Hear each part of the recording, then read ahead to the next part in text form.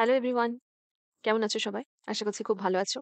তো আজকে আমরা আবার এএনএম জিএনএম ২০২৪ কে টার্গেট করে আবার একটা ফিজিক্যাল সায়েন্স ক্লাস আমরা করব আজকে। তো এর আগের যে ১ম ক্লাসটা হয়েছিল ফিজিক্যাল সায়েন্সে সেটাতে তোমরা শিখেছিলে কিভাবে আ ভৌত রাশিগুলো সম্পর্কে এবং তাদের ইউনিট গুলো সম্পর্কে, কত রকমের ইউনিট হয় সেগুলো। তো আজকে আমরা সেই ইউনিট গুলোর বেসিসে মাত্রা নির্ণয়টা শিখব। তো যারা আজকে এই ক্লাসটা ১ম দেখছো তো তাদেরকে আমি বলব অবশ্যই আগে যেন ইউনিটের ক্লাসগুলো একবার দেখে নিও। ইউনিট কিভাবে বার করতে হয় সেখানে ওটা শিখিয়েছিলাম। তো আজকে মাত্রা কিভাবে বার করতে হয় খুব সহজ পদ্ধতিতে মুখস্থ না করে কিভাবে তোমরা মাত্রা বার করবে বা ডাইমেনশন বার করবে কোনো ভৌত রাশি সেটা আজকে আমরা শিখব। তো চলো দেরি না করে শুরু করা যাক। দেখো এই যে মাত্রা বা ভৌত রাশির মাত্রা বা ডাইমেনশন বার করার যে পদ্ধতি, এটা স্টুডেন্টরা একটু ভয় পায়, ভাবে যে পরীক্ষা এলে ভীষণ গুলিয়ে যায়। তো আজকে আশা করছি ক্লাসের পর তোমাদের আর সেটা গোলাবে না। তো আমরা যদি এটা শিখে নিতে পারি, আমরা মুখস্থ না করি যে এটা কিভাবে হচ্ছে সেটা যদি আমরা শিখে নিতে পারি, এবং এটা শিখে নেওয়া ভীষণই সহজ, মুখস্থ করবার কোনো প্রয়োজন নেই। তোমরা দেখবে যে ২ টো ৪ টে নিজেরা যখন একটু, একটু বার করতে শিখবে, লাস্টে গিয়ে দেখবে তোমাকে আর একটাও মুখস্থ করতে হচ্ছে না। সবকটা তোমার একদম ইনস্ট্যান্ট তুমি কষে বার করতে পারছো এবং সেটা মুখে, মুখে, খাতা কলমও লাগবে না। মুখে, মুখেই হয়ে যাবে দেখবে। তো এই যে আমরা মাত্রা বার করি তার জন্য আমরা ৩ টে কোয়ান্টিটি ইউজ করি। একটা হচ্ছে এম, এল আর একটা টি। এম ইউজ করি আমরা মাস বা ভর মাপার জন্য। এল ইউজ করি আমরা লেংথ বা কোনো জিনিসের দৈর্ঘ্য, দূরত্ব, হুম? এই রিলেটেড জিনিস মাপার জন্য। আর টি ফর হচ্ছে টাইম, মানে সময় মাপার জন্য। এই ৩ টে জিনিস দিয়েই আমরা সমস্ত যত ইউনিট আছে সব্বার আ ডাইমেনশন আমরা বার করতে পারব। তো এই ৩ টে ইউনিট দিয়ে প্রকাশ করাকেই, এই ৩ টের মাধ্যমে কোনো একটা ইউনিটকে প্রকাশ করাকেই আমরা বলছি যে তার মাত্রা। এবং সবসময় মনে রাখবে যে এগুলোকে আমরা কি করি? থার্ড ব্র্যাকেটের মধ্যে সবসময় রাখি। এদেরকে মাত্রা বার করা এটা হচ্ছে একটা নিয়ম। এগুলোকে আমরা থার্ড ব্র্যাকেটের মধ্যে রাখি এবং এটাকে যখন আমরা ইউজ করে লিখবো তখন এদের মাথার উপরে পাওয়ারে সবসময় কিছু না কিছু থাকে। আবার কোনো, কোনো ক্ষেত্রে নাও থাকতে পারে।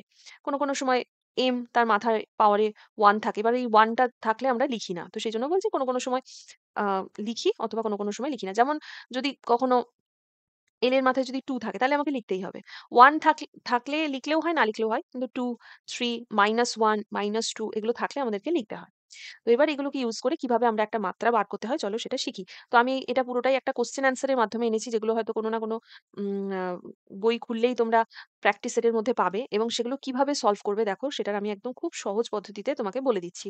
কিন্তু আবারও বলছি যে তোমাকে এটা পড়ার জন্য, ধরো প্রশ্ন দিয়েছে বলের মাত্রা, তাহলে তোমাকে বল কাকে বলে?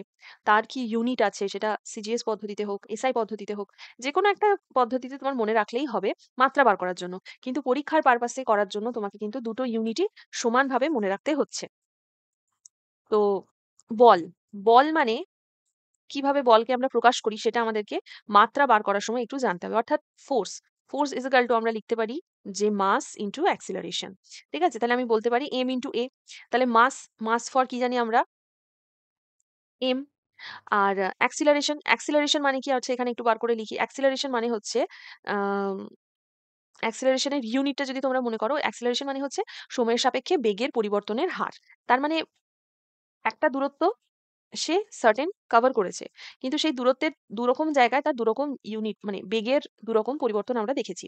তো এক্ষেত্রে আমরা অ্যাক্সিলারেশন এর যে ইউনিটটা পাই সেটা হচ্ছে যদি আমরা এসআই পদ্ধতিতে বলি তাহলে মিটার পার সেকেন্ড স্কোয়ার।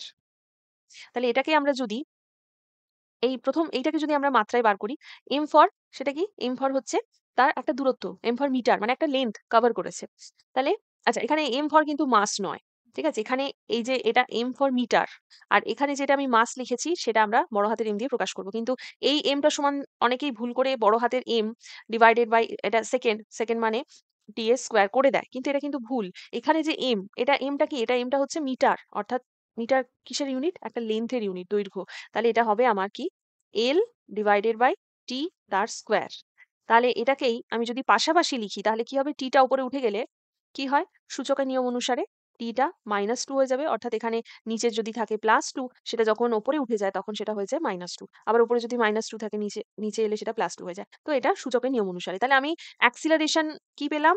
যে L T two the power -2। তাহলে আমি এখানে অ্যাক্সিলারেশন এর জায়গায় এটা লিখতে পারি। কি লিখব? আচ্ছা, আমাকে অবশ্যই কি দিতে হবে? ব্র্যাকেট দিতে হবে, থার্ড ব্র্যাকেট। তাহলে এখানে আমি লিখতে পারি L T two the power -2। তাহলে এখন এই দুটো গুণ করে দিলে দাঁড়াবে M L T two the power -2। Third ব্র্যাকেটের মধ্যে। তাহলে দেখো এই হচ্ছে আমার এই ফোর্সের ইউনিট। তো কোথায় আছে দেখো, আমি এই প্রশ্নগুলোর ক্ষেত্রে কখনো এগুলো দেখতে যাবে না, তুমি আগে নিজে বার করে নেবে একবার, বা নিজে একবার মনে করে নিয়ে সেই জিনিসটা মাথায় রাখবে, তারপর খুঁজবে যে কোন অপশন অনুযায়ী আমার সেটা মিলছে। তুমি যখনই এগুলো পড়তে যাবে তখন তুমি যেটা জানো সেটাও তোমার একটু ভুলে যাবে বা একটু গন্ডগোল হয়ে যেতে পারে। তো সেক্ষেত্রে দেখো এই অনুযায়ী আমার অপশন 3 যেটা, সেটা একদম সঠিক উত্তর হচ্ছে। তাহলে বোঝা গেল ফোর্স বা অ্যাক্সেলারেশনের মাত্রা আমরা কিভাবে বার করলাম। খুবই ইজি। সেই অনুযায়ী পরের প্রশ্নে যাই, দেখো কি বলেছে। কৃতকার্য বা ওয়ার্ক ডান এর মাত্রা কি? তো কৃতকার্য মানে কি বোঝায়, যে কোনো একটা জিনিসকে আমি কিছু একটা ফোর্স দিলাম, তার ফলে যদি সেই জিনিসটার একটু স্মরণ হয়, তাহলে আমরা বলি যে হ্যাঁ আমার দ্বারা কিছু কৃতকার্য হয়েছে। তো প্রথম ক্লাসে বলেছিলাম, এই জিনিসটা পুরো সুন্দর করে বুঝিয়ে দিয়েছিলাম, কখন বলবো যে কৃতকার্য হচ্ছে, কখন বলবো যে না আমার দ্বারা ফোর্স অনেক অ্যাপ্লাই করার পর সত্ত্বেও কোনো কৃতকার্য হলো না, এগুলো সব কিন্তু আমি আগের ক্লাসে বুঝিয়েছি। তো অতি অবশ্যই কিন্তু ওই জায়গাটা একবার ক্লিয়ার করে নিও, তারপরে এটা দেখো তারপরে। তো কৃতকার্য বা ওয়ার্ক ডান, এটা সমান আমি বলতে পারি যে কিছুটা আমি ফোর্স অ্যাপ্লাই করেছি, এবং সেই ফোর্স অ্যাপ্লাই করার ফলে যেটার উপর ফোর্স অ্যাপ্লাই করেছি সেটার কিছুটা সরণ হয়েছে, অর্থাৎ ডিসপ্লেসমেন্ট হয়েছে, যেটাকে আমরা এস দিয়ে ডিনোট করতে পারি। আর অবশ্য সূত্রটা এরকম থাকে ইন্টু কস থিটা, তো ঠিক এখানে ওটার ডাইমেনশন লাগবে না বলে আমি শুধু এটুকুই লিখলাম। তো এফ ইন্টু এস, আচ্ছা অলরেডি আমরা এফ অর্থাৎ ফোর্স, এটার আগের স্লাইডে আমি দেখলাম ফোর্স কিভাবে বার করলাম। ফোর্সের ইউনিট কি হয়েছিল? ফোর্সের ইউনিট হয়েছিল M L T to the power -2। আর এখন এস, এস মানে ভুল করে কিন্তু কেউ যেন টি লিখে ফেলো না এটাকে সেকেন্ড ভেবে, এটা কিন্তু সরণ, মানে এস কাকে ইন্ডিকেট করছে, কতটা তার সরণ হয়েছে, ডিসপ্লেসমেন্ট। তাহলে ডিসপ্লেসমেন্ট যদি হয় ডেফিনেটলি টি হবে না, কি হবে? ডিসপ্লেসমেন্ট মানে একটা লেন্থ অতিক্রম করা, তার মানে অবশ্যই এল। তাহলে আমি বলতে পারি যে এটা দুটো গুণ করলে এম এল স্কোয়ার, এখানে একটা এল, এখানে একটা এল, দুটো এল মিলে কি হয়ে যাবে? এল square T to the power -2।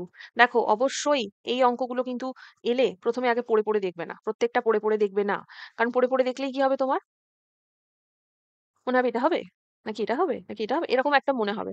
আগে একদম এটা এটা একদম তাকাবেই না এই পার্টটার দিকে, এই পার্টটা ভাববে নেই, এই পার্টটার দিকে একদম তাকাবে না। তুমি আগে নিজে যেটা জানো, তুমি এটা অনুযায়ী যেটা হয় সেটা একবার নিজে বার করে নেবে ঝট করে, তারপরে এইদিকে তাকাবে। ঠিক আছে? না হলে কিন্তু তোমার গুলিয়ে যেতে যেতে পারে। তো দেখো সেই অনুযায়ী কি দাঁড়াচ্ছে, কোনটা হচ্ছে, এটাতে এম এর মাথায় 1। আচ্ছা এখানে দেখো এল square T to the power -2 একটাতেই রয়েছে, এই যে এল square T to the power -2, কিন্তু এখানে এম এর মাথাতেও 1 রয়েছে। একটু আগেই বললাম যে এম শুধু লেখা আর এম এর মাথায় 1 দেওয়া দুটোর মানেই কিন্তু সেম। এম শুধু লেখা আর মাথার উপরে ওয়াই দেওয়া দুটোর মাথার উপরে 1 দেওয়া দুটোর মানেই সেম। তাহলে এল square T to the power -2, এইটাও যা এটাও তা, তাহলে অ্যাকর্ডিং টু দ্যাট আমার অপশন 2 নম্বরটা কারেক্ট হচ্ছে। তো আশা করছি মানে বুঝতে পারছো ঠিকঠাক। আর যারা অলরেডি বুঝে গেছো বা আগে থেকেই যারা বোঝো, তারা ভিডিওটা পজ করে আগে অ্যান্সারটা নিজে করো, কমেন্টে জানাও, তারপর আমার সাথে মিলিয়ে নাও। বলেছে ক্ষমতার মাত্রাটি কোন? তো ক্ষমতার মাত্রা জানার জন্য আমাকে আগে ক্ষমতা কি সেটা জানতে হবে। তো আহ, সময়ের সাপেক্ষে কার্য করার যে হার, মানে কৃতকার্যের সাথে জিনিসটা রিলেটেড, ঠিক আছে? সময়ের সাপেক্ষে কার্য করার হারকে আমরা বলছি ক্ষমতা। তো যারা এর আগের ক্লাসটা করেছো আমার, তারা আমাকে কমেন্টে জানাও যে এই ক্ষমতার একটা আমি ব্যবহারিক একক বলেছিলাম, মানে দৈনন্দিন জীবনে যেটা আমরা ব্যবহার করি, সেই ইউনিটটা কি তোমরা সেটা কমেন্টে লিখে জানাও, ভিডিওটা পজ করে একবার, তারপর বাকিটা দেখো। তো দেখো এই ক্ষমতা কিভাবে মাপবো আমরা। তো পাওয়ার ইজকাল টু আমরা লিখতে পারি যে ওয়ার্ক ডিভাইডেড বাই টাইম, অর্থাৎ সময়ের সাপেক্ষে কার্য করার যে হার। তো ওয়ার্কের ইউনিট আমরা এর আগের স্লাইডেই পেলাম কি? M L square T to the power -2। বা টাইম আসছে তার জন্য একটা টি আসবে। এবার এখানে টি মানে কি? টি মানে কিছু নেই, মানে এটা +1 আছে। পরের লাইনে এটা যখন ওপরে উঠবে, এটা তো থাকলো যেমন, কি হয়ে যাবে এটা? টি টু দি পাওয়ার -1 হয়ে যাবে যখন এটা উপরে উঠবে, কারণ আমরা যখন ডাইমেনশন বার করব নিচে কোনো কিছু রাখবো না, মানে আমরা পাশাপাশি সবগুলো গুণ আকারে ডাইমেনশনটা বার করব। তাহলে M L square T to the power কি হয়ে যাবে? এখানে -2 আর এখানে -1 মানে -3। সূচকের নিয়ম অনুযায়ী কি হয়? গুণ থাকলে সেগুলো যোগ হয়। তো এবার তাহলে দেখো সেই অ্যাকর্ডিং টু দেখ কোনটা মিলছে। M L square T to the power -3 option 4, option 4। তো আশা করছি ক্লিয়ার হলো সবার। কিন্তু তুমি যদি এটা প্রথমেই এগুলো দেখতে যেতে অনেক সময় গুলিয়ে যেতে পারে। তো সেই জন্য এইভাবে আগে নিজে বার করে নেবে। হ্যাঁ, এবার আমি তোমাদের বোঝানোর জন্য এত লিখে লিখে করলাম। পরীক্ষার সময় থোড়ি না তোমরা এত লিখে লিখে করবে, তোমরা শর্টকাটে করবে। নিচের কোন ভৌত রাশিগুলির মাত্রা একই? দেখো এইরকমও আবার একটা প্রশ্ন কিন্তু টাইপ দেখা যায়, যেটাতে তোমাকে ডাইরেক্ট মাত্রাটা কি সেটা জিজ্ঞেস করে না, কিন্তু তোমাকে এটা জিজ্ঞেস করে যে নিচের কোন ভৌত রাশিগুলির মাত্রা সেম। তার মানে কিছু এমন ভৌত রাশি আছে যারা সেম সেম মাত্রা বিয়ার করে, সেম সেম টাইপের মাত্রা রয়েছে। কারা কারা করবে? যাদের সেম সেম ইউনিট, তারাই এরকম সেম সেম মাত্রা তাদের থাকবে। তো চলো একটা একটা করে দেখি। দেখো দুটো দুটো করে সেট দিয়েছে, বেগ এবং ত্বরণ। তার মানে এটা করার জন্য আমাকে প্রত্যেকটার ইউনিট জানতে হবে এবং তার ফলে আমরা তার ডাইমেনশনটা বার করতে পারবো। তো প্রথম কথা হচ্ছে বেগ। দেখো এরকম ভাবে প্রত্যেকটার আমরা কতগুলো ডাইমেনশন মোটামুটি বার করে ফেললাম শুরু থেকে, তিনটে চারটে তো বার করে ফেললামই, প্লাস এখানে আরো দুটো দুটো করে অনেকগুলো বার করতে পারবো। তো প্রথম কথা দেখো বেগ। বেগ মানে হচ্ছে অতিক্রান্ত দূরত্ব বাই সময়। তার মানে অতিক্রান্ত দূরত্ব যেটা সেটা আমরা এল দিয়ে ডিনোট করব, আর সময় যেটা সেটা আমরা টি দিয়ে ডিনোট করব। তার মানে এল টি টু দি পাওয়ার -1, এটা হয়ে গেল আমার বেগের ইউনিট। আর ত্বরণ, ত্বরণ কি? ত্বরণ হচ্ছে বেগের পরিবর্তনের হার, অর্থাৎ এল বাই টি স্কোয়ার, মানে এল টি টু দি পাওয়ার -2। এখানে মাসের কোনো ব্যাপার আসছে না, ওই জন্য এম টা থাকছে না। তাহলে দেখো বেগ হচ্ছে এল টি টু দি পাওয়ার -1 আর ত্বরণ হচ্ছে এল টি টু দি পাওয়ার -2। তার মানে এদের মাত্রা এক নয়। তার মানে অপশন এ হলো না। নেক্সট বলেছে ক্ষমতা এবং শক্তি। ক্ষমতা এবং শক্তি, দেখো ক্ষমতা তো আমরা এর আগেরটাতেই বার করলাম। কি বার করলাম?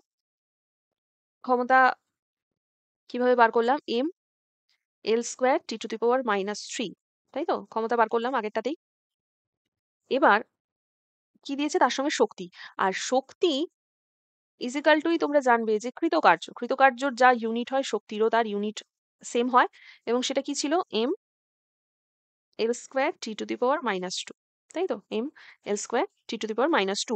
যদি বুঝতে অসুবিধা হয় ভিডিওটা পজ করে করে আগেরটা দেখে পরেরটার সাথে কম্পেয়ার করে করে দেখবে। মনে রাখবে শক্তি ইজিক্যাল টু কৃতকার্য হয়, এই জায়গাটা কিন্তু একটু ভালো করে মাথায় রাখবে। এখানে এই জিনিসটা মাথায় রাখবে। তাহলে কি এটা সেম হলো? ক্ষমতা ml square T to the power -3, আর কৃতকার্য বা শক্তি এটা হচ্ছে ml square T to the power -2। তাহলে ক্ষমতার সঙ্গে শক্তি সেম না, কিন্তু যদি শক্তির সঙ্গে কৃতকার্য দিত তাহলে সেম হতো, যেটা দেখো আমি অপশন 4 এ দেখতে পাচ্ছি। তাহলে আমি এখানে ডাইরেক্ট দাগ দিয়ে দেবো, কিন্তু তার আগে এই দুটো একবার দেখে নেবো, চাপ আর বল।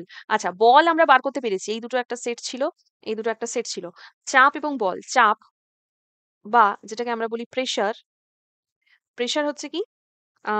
ফোর্স বাই এরিয়া,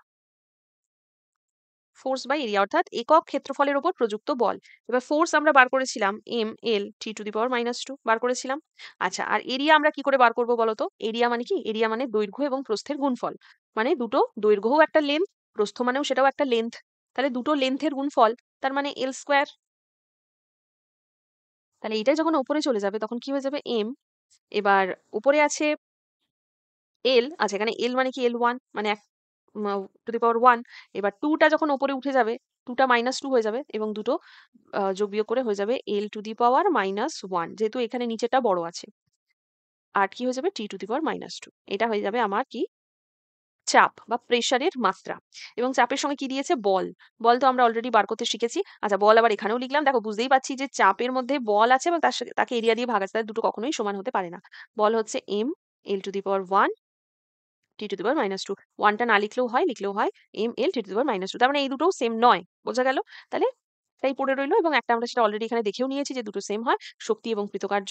আচ্ছা, বলতে পারবে তোমরা যে বেগের সাথে, বেগের সঙ্গে আরেকজন রয়েছে যার মাত্রা একই, তার নাম কি? বেগের সঙ্গে একজন রয়েছে, তারও সেম টু সেম মাত্রা, মানে বেগেরও যা মাত্রা তারও তাই মাত্রা।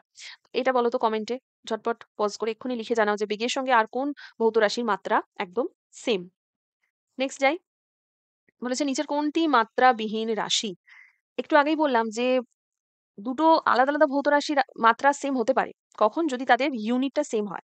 এখন আমরা দেখবো যে যদিও বা তারা ভৌত রাশি কিন্তু তাদের কোনো মাত্রা নেই। কেন? কখন মাত্রা হবে না? যখন তারা সেম সেম দুটো জিনিসের অনুপাত হবে, তখন তার মাত্রা হবে না।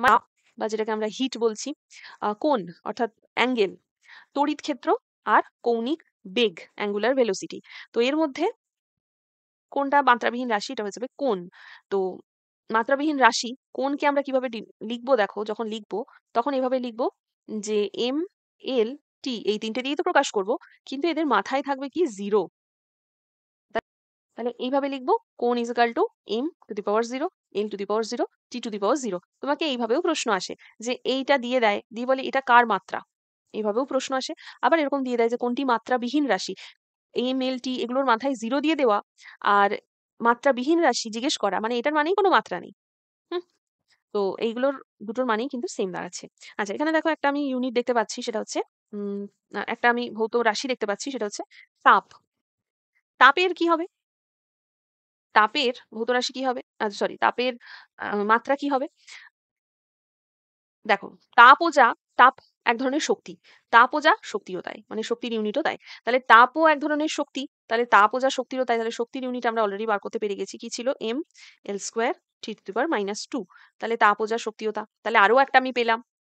আচ্ছা, মনে রাখবে যে এরকম শুধু তাপ না, যেকোনো ধরনের শক্তি, সেটা তোমাকে বলল হয়তো কাইনেটিক এনার্জি মানে স্থিতিশক্তি, গতিশক্তি, এরকম একটা প্রশ্ন ছিল না যে কোন দুটোর ইউনিট সেম? এখানে এরকম না দিয়ে আরো দিতে পারতো স্থিতিশক্তি, গতিশক্তি।